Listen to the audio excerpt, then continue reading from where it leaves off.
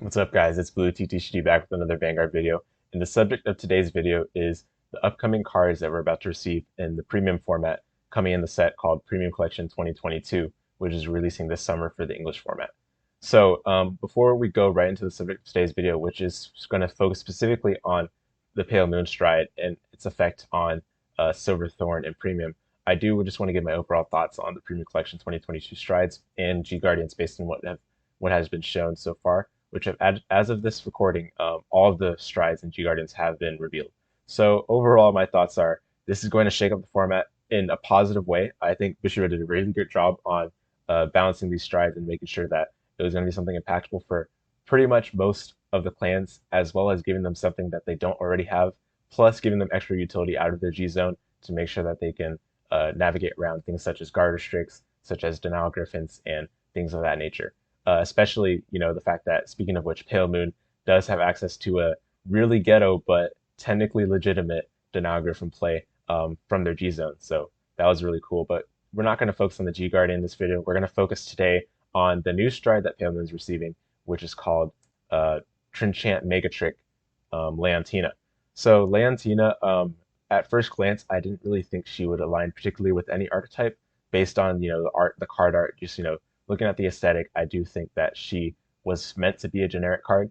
But then I thought more closely after reading her skill a couple of times, and I was like, wait, this actually complements really well with Silver Thorn in particular, compared to like Hari or even Nightmare Dolls. I don't know if this card really functions as well for those subclans or sub archetypes as it does for Silver Thorn. So I hope to be able to prove that to you today. But before we get right to discussing the nitty gritty of this card's skill, I do want to just quickly point out that if you haven't already watched my Silver Thorn deck profile video, please do so. The link for it is in the description. All right, let's go ahead and read out her skill. So it's a stride, obviously, so it's going to have a stride step. Choose one or more cards with the sum of their grades being 3 or greater from your hand and discard them. Stride this card from your Vanguard circle is face down. Just, the standard stuff there. All right, and then the second ability, this is the part where we're really focused on. We're trying to make the most out of this card to see how we can disrupt the format with Silver Thorn. So the auto ability on Vanguard Circle, most notably, right off the bat, we see that it does not have Maja. So thank God that this card does not break Dark Lord Princess once again. I feel like I feel like Dark Lord Princess was going to be one of those cards, especially out of all the cards that they released in Premium Collection 2019, most of which being extremely strong strides, especially that are still being used in the format to this day. I felt like it was not a good thing that they kept on printing strides that basically had to support Dark Lord Princess or else they wouldn't be run. I felt like that kind of limited the design space for future Pale Moon strides. But I'm glad they're going down this road now, at least with Premium Collection 2022 so far. Let's go ahead and read the rest of it. When this unit attacks, you counter +1 and discard a card from your hand, and put all of your rear guards into Soul. My goodness. Choose up to 2 of your unit cards from your Soul for each card put, and call them to rear guard circle. So that alone is already going to enable a plethora of multi-attacks. So let's see what the rest of it says. If you called 4 or more cards with different grades until the end of turn, when your opponent will call cards from their hand to Guardian Circle, they must call 2 or more at the same time. So wow. I do think there is a lot to that card. Let's kind of break it down and try to understand each part of it. So the fact that first you counter +1, discard a card, already that cost is not too hefty, so I feel like that's definitely something surmountable by most of the Pale Moon decks right now. But then the fact that you put all of your rear guards into Soul means that if we're using this for Silver Thorn, we're going to be wiping away all of our upright line stacks, which is basically what we're trying to accomplish with the Silver Thorn deck in Premium. So I do think right off the bat that is a bit of a red flag, but let's go ahead and read the rest of it and try to understand, make sure that we're not losing what this card can accomplish here. So choose up to 2 of your unit cards from your Soul for each card put and call them to your rear guard circle.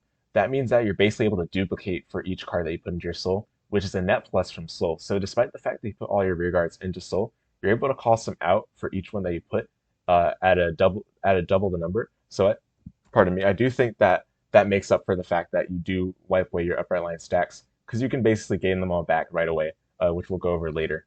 But the fact that also if you call 4 more different grades, you get a guard restrict for the rest of the turn, a 2 or more guard restrict.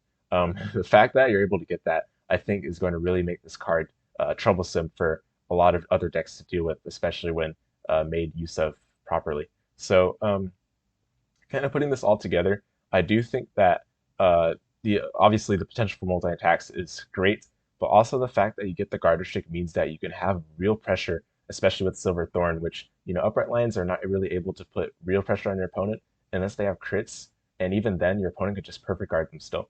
But now that we have real pressure in terms of your opponent now has to think about guarding with perfect guards because they have to burn another card from their hand in order to deal with that. Then now we have a real finisher in the form of this card called Leontina.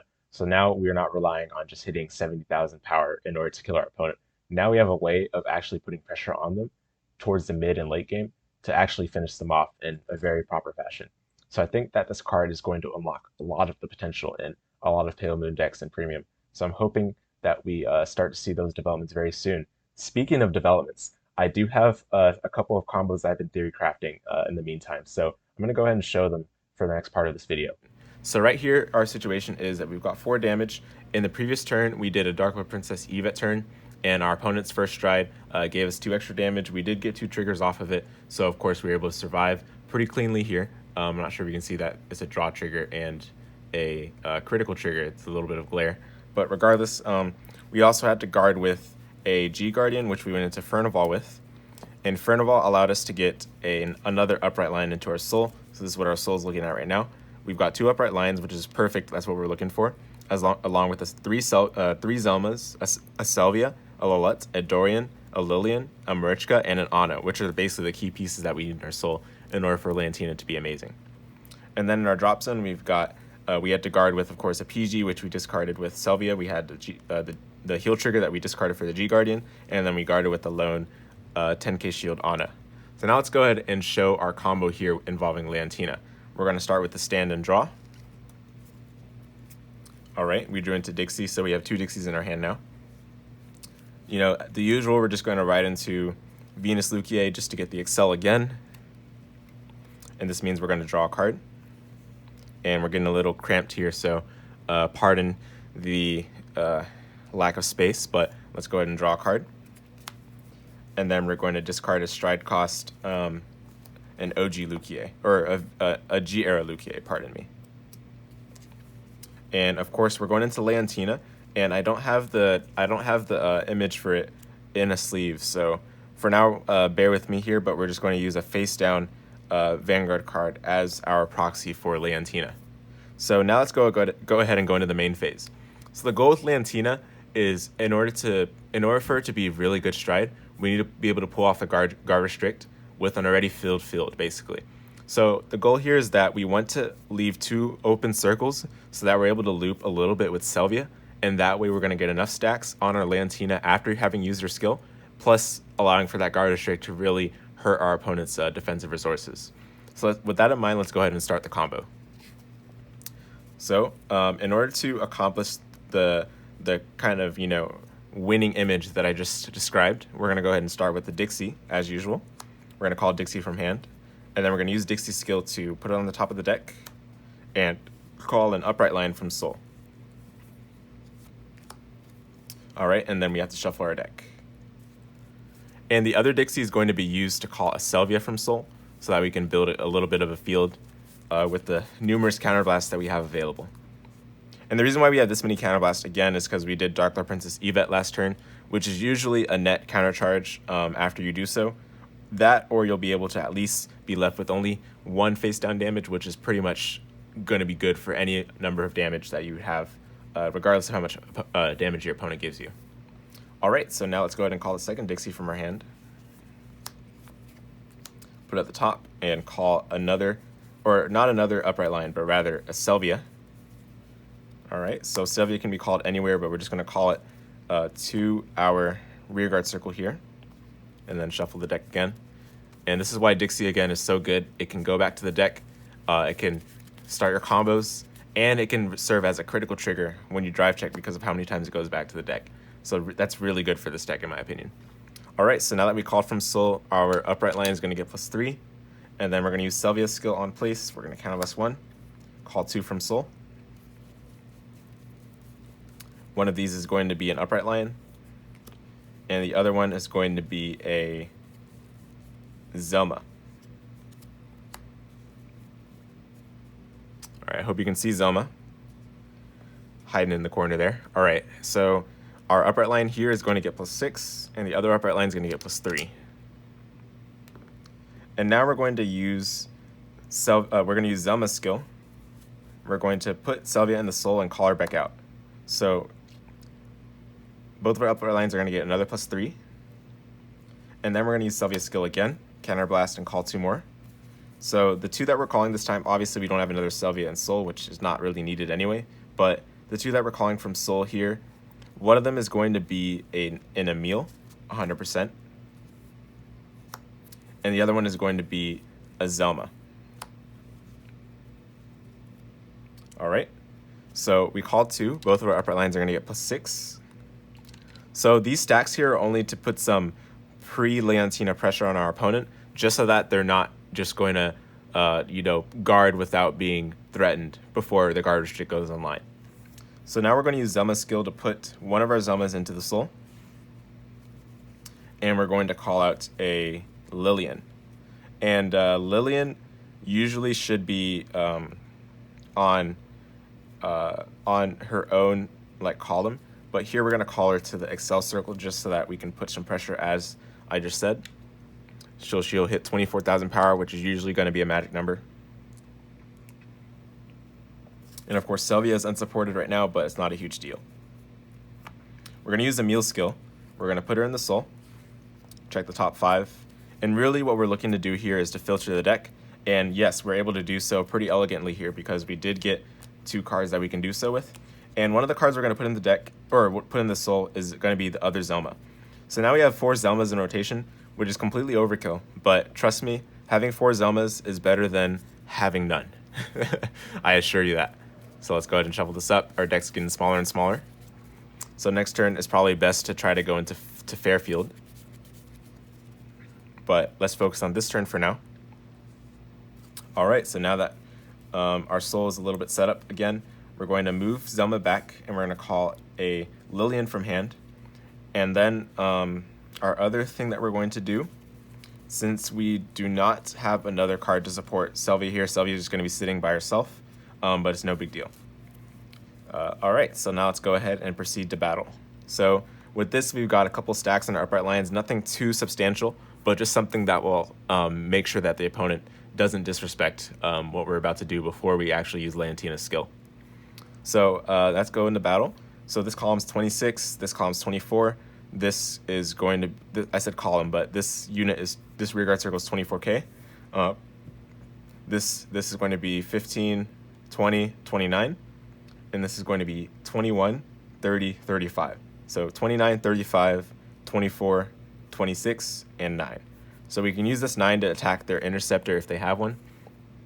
Then we can go ahead and attack with some of our units that are a little lacking in the magic numbers. These are like the lowest magic numbers that we have, 24 and 26 respectively. And then we can attack with the upright lion that is on, let's see, this was on 29, I believe I said. And then this one is on 35. So we are attacking with all of these first because all these are going to go into soul from Leontina's effect. And Leontina's effect, the thing about it is that in order to use it, so let's go ahead and actually just do that right now. So now we're going to attack with our Vanguard after we attacked with all of these. If our opponent took enough damage, they're probably very likely at 3 damage before we started this turn. So they're very likely going to take 2 of these attacks. And on average, let's just say they're lucky enough to get 1 trigger off of them. So obviously, all of these attacks will still connect on every single type of Vanguard that they would have, even if they're 13k base, because all of these had enough to hit the magic number. But now that they're at 23,000 power, we do have to be considerate. We do have to make sure that we account for that in our setup for the guard restrict. So now let's go ahead and attack with Leontina. Leontina, we're going to use her skill on attack. So this is going to be Counterblast 1 and discard a card from our hand. And the card we're discarding here is going to be Emergica. We don't need Emergica anymore. So now Leontina's skill says that we should put all of our rear guards into the soul. All right. So we're going to do that. We're going to put all the rear guards in the soul. And we have to count the number that we put in the soul. We put a total of 6. So technically with Leontina's skill, for each one that we put in the soul, we can call up to 2 from our soul. So in total, we can call up to 12. But of course, we do not have space for 12 units to be called from soul. In fact, the number of circles that we have available are 1, 2, 3, 4, 5, 6, 7, 8. So we can only call 8 anyway. But we're not actually going to call the 8. We're actually going to call 6 only. And the reason for this is that we want to have some open rearguard spaces in order to be able to build our field back up, so that way we have room for upright lines to still continue getting stacks without actually having to retire rear guards because of space issues, basically. So now that we've put all those into Soul, we're going to call the 12 that we can call, but of course we're calling only 6 because we want to leave 2 open rear guard spaces. So here's how we're going to do this. We're going to call the upright line, obviously both upright lines that we have in the Soul, and we're going to call both of them to the Excel circles. All right, and then we're actually not going to call one of the upright lines here, and you'll see why soon. Because in order to fulfill Leontina's guard restrict, we have to call 4 different grades, and the setup I have for this involves not calling the second upright line in order to save some space based on how many Excel circles we have. And since we have only 3, we're going to call only one upright line for now. And our opponent's very likely at 5 damage anyway, so they're going to have to guard everything. And it's not too huge of a deal that we're losing one upright line here because the guard restrict forces them to guard with 2 at the same time. So we're calling the Dorian. And then, of course, in order to fulfill the 4 different grades, we're going to have to call a grade 0. So that's going to be Lilette here. And then here's what we're going to do. We're going to leave this Excel circle empty as well as this one. This is not an Excel circle, but you know what I mean. Then we're going to call the Anna to this circle. We're going to call the Zelma to this circle. And we're going to call a Marichka to the back row behind the other empty circle. All right, so these are the units that we've called. So now let's give our upright line stacks before we forget. So we called in total 5 other units. So our upright line is going to get a total of 3 times 5, which is 15. So already our upright line's at a pretty good number of stacks, such that it does have to be respected. And we're assured that it'll also go through because it is at 29,000 power currently. So now here's what we're going to resolve.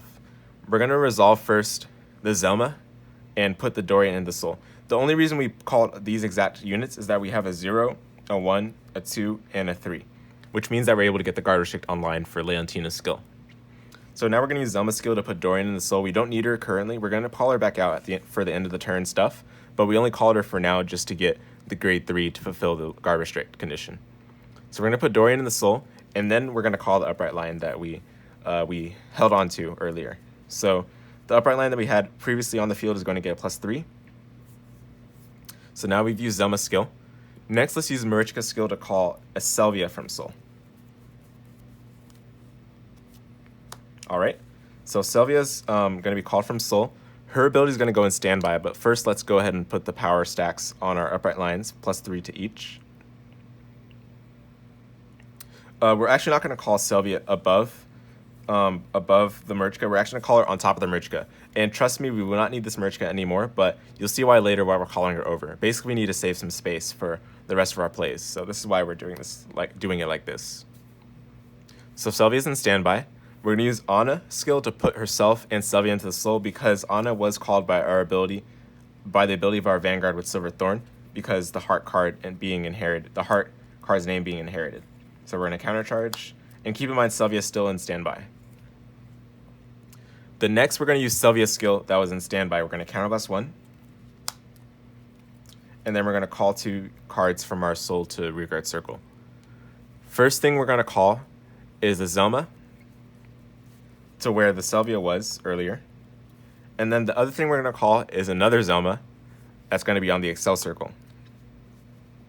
All right, so both of our upright lines are going to get +6 for this exact sequence.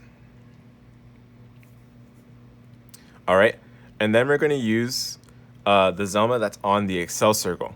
We're going to use her skill to put the Zelma that we used earlier to put, I believe it was Dorian in the Soul. So it's hard to keep track of this, so do make sure that you kind of practice this and you're familiar with how to sequence this combo. So we're going to use this Zelma to put the other Zelma that we already used into the Soul. And then we're going to call Selvia right back out that we put into the Soul earlier. So now both of our upright lines are going to get +3 again. Okay. And then we're going to use this Zelma skill to put the Zelma that we already used over on the Excel circle into the Soul. And then we're going to call Lillian above the Zelma that we just used. And then once again, both of our upright lines are going to get +3. And now I hope you see why we left some open rearguard circles earlier when we did Leontina's skill, because now we have Selvia to use. We're going to use our skill to call 2 Zelmas from Soul to rearguard circle. So Zelma number 1 and Zelma number 2. And this is why 3 Zelmas allows you to unlock the full potential of Silver Thorn. Both of our upright lines are going to get +6. Okay, and then the first Zelma we're going to use is we're going to use this Zelma to put Selvia into the Soul. And then we're going to call out a Lillian, if we have one in the Soul. Yes, we do. Perfect.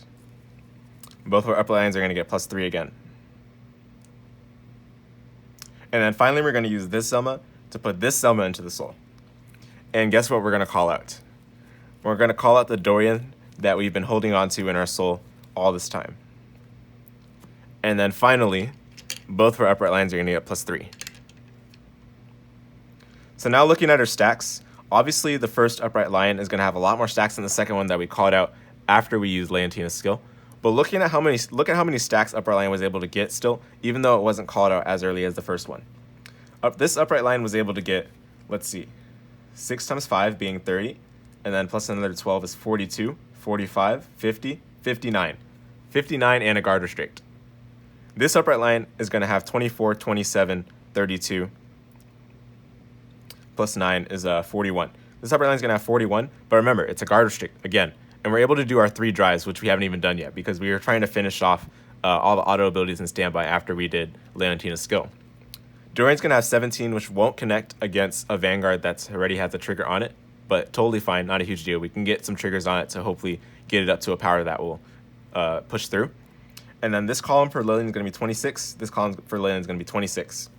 And at the end of our turn, after we do all of our attacks that are under guard restrict, we're able to still get the card draw by putting Lilette and Dorian into the Soul, countercharge, Dorian's skill, put everything else into the Soul to protect our field, and then we draw a bunch of cards, right? So now let's go ahead and do all of that. We're going to do our drive check. First check, second check is a draw trigger. So obviously we're going to put the power on our Lillian so that she's able to push through. And our opponent's going to have to deal with all of this because they're at 5 damage. I don't know why I put 15. This should be 10. So there we go. And then we draw a card. And then the third check is a crit. So now our opponent's even under even more pressure. Basically, where you put the power for this crit is going to be based on the magic numbers, how they kind of, match up against the matchup that you're against. But typically you want to put the crit on one of the upright lines just so that if they decide to take that one, then, they'll be taking more damage than they would otherwise. So let's go ahead and put the crit on this upright line. And I don't have the proper die to mark the crit, but for now, bear with me. We're going to put the crit like this. And then we're going to put the power on. So this Dorian is going to be at 27. So it doesn't really matter which basically unit we put it on, but it's up to you whether you want to hit the magic number. If you know that they're not going to get another trigger power from triggers, then you can put it pretty much on anything you'd like. Let's go ahead and put it on the Lillian. And it's a +5. So now we, of course, attack with all of these, which are all under guard restrict. And the guard restrict here is that they have to call 2 or more from hand at the same time if they call from hand. And then here now we can proceed to our end of turn procedure. So basically the goal of this turn is to put our opponent under so much pressure. They've burned a lot of cards from their hand, and now we're able to have so much more cards in our hand than them, such that they basically won't be able to kill us on their next turn, and then we'll be able to finish them off with Fairfield. So let's go ahead and proceed to all the end of turn abilities. So of course the first thing we're going to do is we're going to use Lilette's skill to put her and Dorian into the Soul. So obviously before that our G unit goes back to the G zone face up, and then these two are going to go in the Soul. We're going to countercharge, and then we're going to add a grade 3 from Soul to hand. And you can decide, of course, to add the Venus Luquier. And then we're going to use Dorian's skill. This is a total of 6 units that we're putting into the Soul. 1, 2, 3, 4, 5, 6. We're putting all of them into the Soul. Since we put 6, we're going to draw 3. And then we're going to put a grade 3 from our Soul to our hand. In this case, You can decide to keep the Dorian into the Soul. You can decide to keep the Dorian in the Soul if you haven't already used Coll as your G Guardian, because Coll benefits from keeping a grade 3 in the Soul just to fulfill the four grades in the Soul.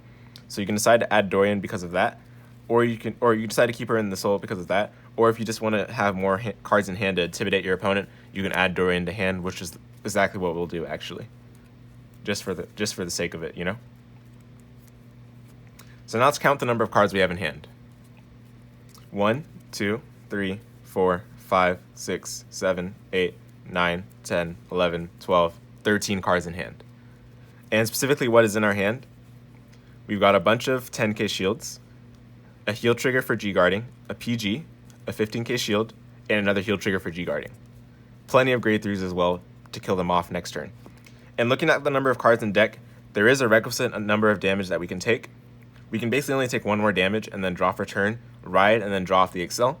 And then of course we have to rely on Fairfield skill in order to get stuff back in the deck, plus Dixie, but that should be no problem. We basically won't be decking out here. As long as you leave 1 card in your deck as you go into Fairfield, Fairfield skill will put back 2 cards from your drop zone and soul back into the deck. And then you also have the Dixies in hand that I mentioned earlier, which will go back to the deck as well. So make sure obviously you wouldn't guard with those.